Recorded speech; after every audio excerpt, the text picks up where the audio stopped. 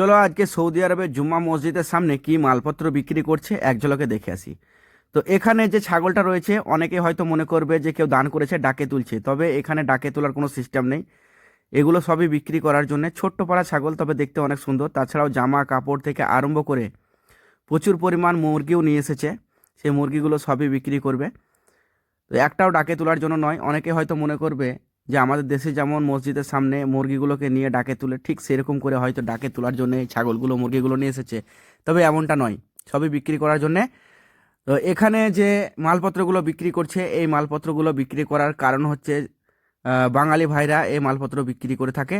তাছাড়াও এই বাঙালি ভাইদের সুবিধার জন্য যারা নতুন নতুন প্রবাসী আসে তাদের কিন্তু প্রচুর পরিমাণ সুবিধা হয়। এই মুরগিগুলো 100 রিয়াল করে দাম বলছে। এই মুরগিগুলো আমাদের দেশের মুরগির তুলনায় অনেকটাই আলাদা রকম। আমার ভিডিও যারা প্রতিনিয়ত দেখে তারা জানে যে শুক্রবারের দিনে এই সৌদি আরবের জুম্মা মসজিদের সামনে কিন্তু হাট বসে।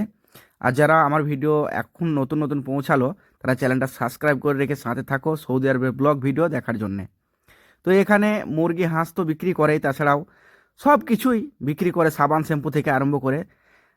এখানে এমনকি মোবাইলের চার্জারও বিক্রি করে। খাবার জিনিস কিন্তু প্রত্যেক সপ্তাহতেই নিয়ে আসে, এই মোবাইল চার্জার টার্জার এগুলো মাঝে ফাঁকে নিয়ে আসে।